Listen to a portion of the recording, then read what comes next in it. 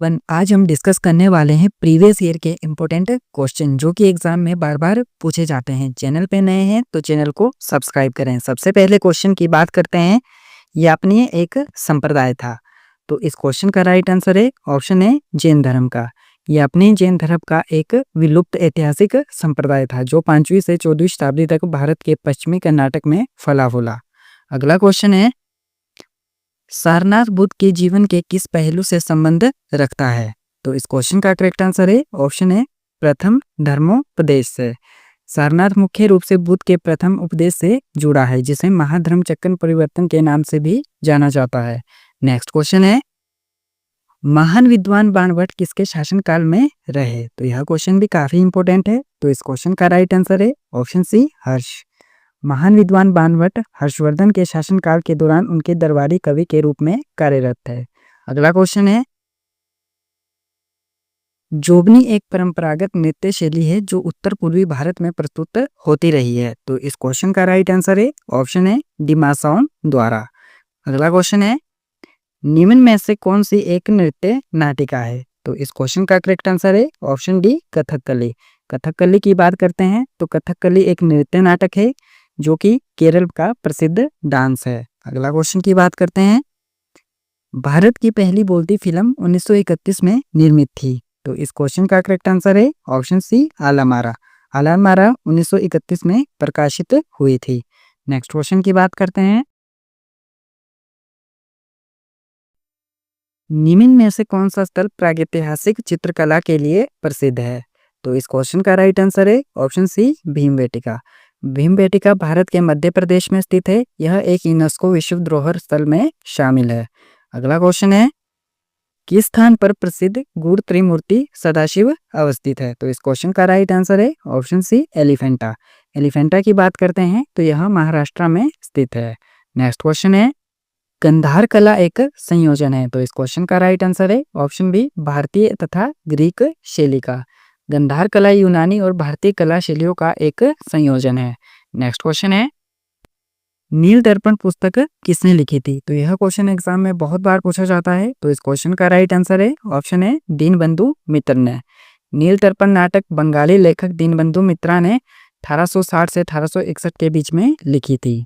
अगला क्वेश्चन है, संगम अवतरण तालुक्यम किस विषय की कृति है? तो इस क्वेश्चन का राइट आंसर है ऑप्शन है व्याकरण। नेक्स्ट क्वेश्चन है, बैसाखी उत्सव मनाया जाता है। तो इस क्वेश्चन का राइट आंसर है ऑप्शन सी खालसा पंथ की स्थापना पर। बैसाखी उत्सव की बात करते हैं तो पंजाब में सेलिब्रेट किया जाता है।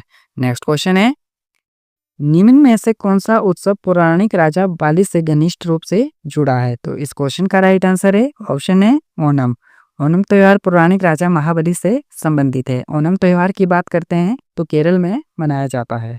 नेक्स्ट क्वेश्चन है, निम्न में से कौन सा नेता कभी भारतीय राष्ट्रीय कांग्रेस का अध्यक्ष नहीं बना? तो इस क्वेश्चन का राइट आंसर है ऑप्शन है बाल गंगाधर तिलक।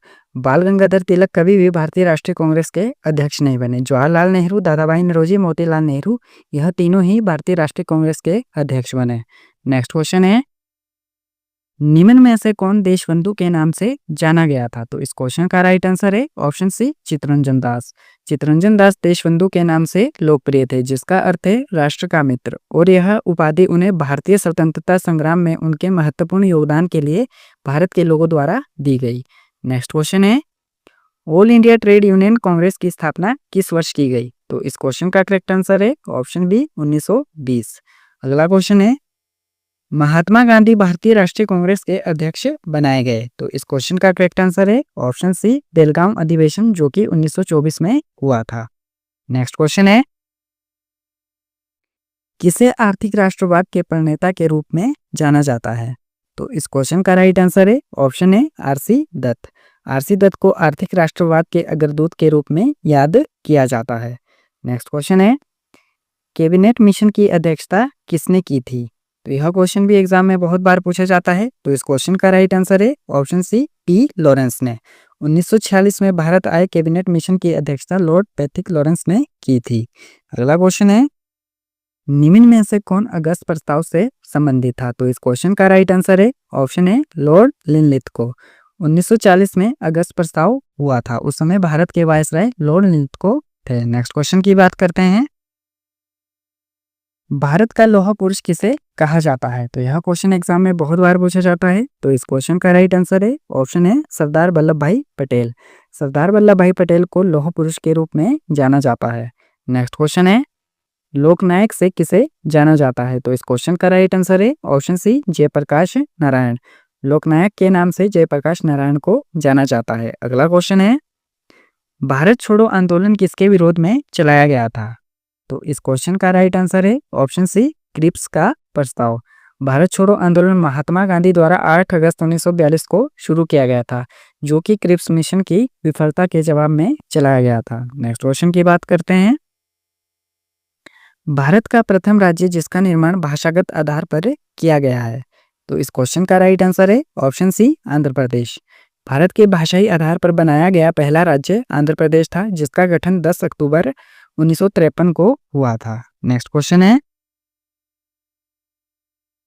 किस वर्ष 26 अगस्त को जम्मू और कश्मीर भारत का एक अविभाज्य अंग बना था? तो इस क्वेश्चन का राइट आंसर है ऑप्शन है 1947 में। नेक्स्ट क्वेश्चन है निम्न में से किसने सर्वोदय योजना का प्रारूप तैयार किया था? तो इस क्वेश्चन का राइट आंसर है ऑप्शन सी जयप्रकाश नारायण ने। जयप्रकाश नारायण ने 1950 में सर्वोदय योजना का मसौदा तैयार किया था। अगला क्वेश्चन है कौन क्रांतिकार कारागार में 64 दिनों के उपवास के पश्चात शहीद हुआ था? तो इस क्वेश्चन का राइट आंसर है ऑप्शन है जतिन दास। जेल में भूख हड़ताल के बाद मरने वाले भारतीय क्रांतिकारी जतिन दास थे। इनका निधन लाहौर सेंट्रल जेल में 64 दिनों के उपवास के बाद हुआ था। नेक्स्ट क्वेश्चन है अनिक गेदेनलियू एक निडर स्वतंत्रता सेनानी थी, जो तत्कालीन ब्रिटिश इंडिया के किस भाग से संबंधित थी? तो इस क्वेश्चन का राइट आंसर है option B Manipur. Next question है राज्यसभा के सदस्य होते हैं? तो इस क्वेश्चन का राइट आंसर है ऑप्शन सी परोक्ष निर्वाचित होते हैं। आप हमें कमेंट करके बताएं कि राज्यसभा में टोटल सदस्य कितने हैं। नेक्स्ट क्वेश्चन है लोकसभा के सदस्यों की स्थिर संख्या कितनी है? तो इस क्वेश्चन का राइट आंसर है ऑप्शन बी 545। वर्तमान में लोकसभा के सदस्यों की संख्या 545 है। नेक्स्ट क्वेश्चन की बात करते हैं प्रोटेम स्पीकर का अध्यक्ष होता है? तो इस क्वेश्चन का राइट आंसर है ऑप्शन डी इनमें से कोई नहीं। प्रोटेम स्पीकर का कार्य होता है सदस्यों को शपथ दिलाना और अध्यक्ष के चुनाव का संचालन करना। नेक्स्ट क्वेश्चन की बात करते हैं शून्यकाल क्या है? तो यह क्वेश्चन भी इंपॉर्टेंट है। तो इस क्वेश्चन का राइट आंसर है ऑप्शन सी जब अति महत्व के विषय उठाए गए हो। अलाउद्दीन खिलजी ने दिल्ली की राजगद्दी पर कब्जा किया था निम्न में से विषमकारी धन प्राप्ति करने के बाद? तो इस क्वेश्चन का राइट आंसर है ऑप्शन सी देवगिरी। 1296 ईस्वी में अलाउद्दीन खिलजी ने देवगिरी पर चढ़ाई की, जो उस समय यादव वंश की राजधानी थी और वहां के राजा रामचंद्र का शासन था। इस आक्रमण से अलाउद्दीन खिलजी को अत्यधिक धन की प्राप्ति हुई थी। अगला क्वेश्चन है बाबर की मृत्यु कहाँ पर हुई थी? तो इस क्वेश्चन का राइट आंसर है ऑप्शन है आगरा। बाबर जो कि मुगल साम्राज्य के संस्थापक थे, उनकी मृत्यु 1530 ईस्वी में आगरा में हुई थी और उन्हें आगरा में दफनाया गया था। लेकिन उनकी अंतिम इच्छा थी कि उनको काबुल में दफनाया जाए, तो बाद में उन्हें काबुल में दफनाया गया। नेक्स्ट क्वेश्चन की बात करते हैं चार मीनार अवस्थित है? तो इस क्वेश्चन का राइट आंसर है ऑप्शन सी हैदराबाद। चार मीनार का निर्माण 1591 ईस्वी में कुतुब शाही वंश के 5वें शासक सुल्तान मोहम्मद कुतुब ने करवाया था। नेक्स्ट क्वेश्चन है सर्वेंट ऑफ इंडिया सोसाइटी के संस्थापक कौन है? तो यह क्वेश्चन भी इंपॉर्टेंट है। तो इस क्वेश्चन का राइट आंसर है option C Gopal Krishna Gokhale. Servant of India society की स्थापना 1905 में पुणे में हुई थी। इसका उद्देश्य था ऐसे भारतीयों को तैयार करना जो राष्ट्र सेवा, शिक्षा, सामाजिक सुधार और राष्ट्रीय जागरूकता के लिए अपने जीवन को समर्पित करें। नेक्स्ट है सिद्धू का संबंध था? तो इस क्वेश्चन का राइट आंसर है ऑप्शन है संताल विद्रोह से। सिद्धू मुर्मू और उनके छोटे भाई कान्हू मुर्मू ने 1855 में ब्रिटिश शासन, जिम्मेदारी और महाजनों के शोषण के खिलाफ संथाल विद्रोह का नेतृत्व किया था। अगला क्वेश्चन है स्वदेश बांधव समिति की स्थापना किसने की थी? तो इस क्वेश्चन का राइट आंसर है ऑप्शन है अश्विनी कुमार दत्त। स्वदेश बांधव समिति की स्थापना 1905 ईस्वी में की गई थी। इसका उद्देश्य था स्वदेशी आंदोलन को बढ़ावा देना, विदेशी वस्त्रों और वस्तुओं को बहिष्कार करना, राष्ट्रीय शिक्षा, आत्मनिर्भरता और आर्थिक स्वतंत्रता को बढ़ावा देना। अगला क्वेश्चन है निम्न कौन सा ऑफिशियल दस्तावेज भारत से संबंधित है? तो इस क्वेश्चन का राइट आंसर है श्वेत पत्र या white paper. White paper Bharat सरकार द्वारा जारी किया गया एक आधिकारिक दस्तावेज होता है। अगला क्वेश्चन है, संविधान संशोधन की विधि दी गई अनुच्छेद है। तो इस क्वेश्चन का राइट आंसर है ऑप्शन सी 368। तो अनुच्छेद 368 भारतीय संविधान में वह अनुच्छेद है जिसमें यह बताया गया है कि भारत के संविधान में संशोधन कैसे किया जाता है। नेक्स्ट क्वेश्चन है, भारतीय संविधान का कौन सा भाग संविधान की आत्मा कहा गया है? तो इस क्वेश्चन का राइट आंसर है ऑप्शन ए प्रस्तावना। भारतीय संविधान की प्रस्तावना को संविधान की आत्मा कहा गया है। यह शब्द विशेष रूप से डॉक्टर भीमराव अंबेडकर द्वारा कहे गए थे। अगला क्वेश्चन है, राज्यसभा का अध्यक्ष कौन होता है? तो यह क्वेश्चन भी एग्जाम में बहुत बार पूछा जाता है। तो इस क्वेश्चन का राइट आंसर है ऑप्शन बी उपराष्ट्रपति।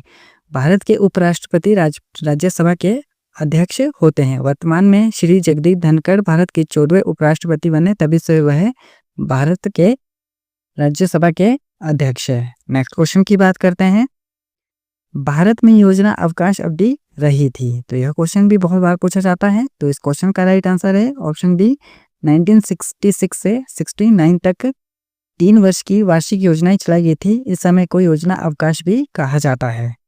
अगला क्वेश्चन है, भारत सरकार का सबसे बड़ा इंटरप्राइजेज कौन सा है? इस क्वेश्चन का राइट आंसर है ऑप्शन बी रेलवे। भारतीय रेल भारत सरकार का सबसे बड़ा पब्लिक सेक्टर इंटरप्राइजेज है। यह रेल मंत्रालय के अधीन आता है। नेक्स्ट क्वेश्चन है, भारत की एग्जिम बैंक की स्थापना की गई थी। तो इस क्वेश्चन का राइट आंसर है ऑप्शन डी 1982 में। एग्जिम बैंक का पूरा नाम है export import bank of India. यह एक सरकारी वित्तीय संस्था है जो निर्यातकों और आयातकों को वित्तीय सहायता प्रदान करती है। अगले क्वेश्चन की बात करते हैं, गरीबी के दुष्चक्र की अवधारणा का संबंध है। तो इस क्वेश्चन का राइट आंसर है ऑप्शन बी नक्शे ने। यह अवधारणा नक्शे ने दी थी। नेक्स्ट क्वेश्चन की बात करते हैं, पृथ्वी का जुड़वा ग्रह जो आकार, घनत्व तथा द्रव्यमान में समानता रखता है। तो इस क्वेश्चन का राइट आंसर है ऑप्शन ए शुक्र। शुक्र ग्रह को पृथ्वी का जुड़वा ग्रह कहा जाता है। इसका आकार, द्रव्यमान और घनत्व पृथ्वी के समान है। नेक्स्ट क्वेश्चन है, निम्न में से कौन सा नवीनतम भूवैज्ञानिक महाकल्प है? तो इस क्वेश्चन का राइट आंसर है option D Jurassic. Next question की बात करते हैं, सारगासो सागर की विशेषता है। तो इस क्वेश्चन का राइट आंसर है ऑप्शन डी प्राकृतिक सामुद्रिक वनस्पति। सारगासो सागर अंटार्कटिका महासागर में स्थित है। यह तैरते हुए समुद्री शैवाल के लिए प्रसिद्ध है। यह शैवाल समुद्र की सतह पर तैरता है और विशेष प्रकार की समुद्री वनस्पति बनाता है। नेक्स्ट क्वेश्चन है, कौन सी नदी भूमध्य रेखा को 2 बार पार करती है? तो इस क्वेश्चन का राइट आंसर है ऑप्शन बी कांगो। कांगो नदी अफ्रीका की दूसरी सबसे लंबी नदी है। पहली सबसे बड़ी नदी है नील नदी।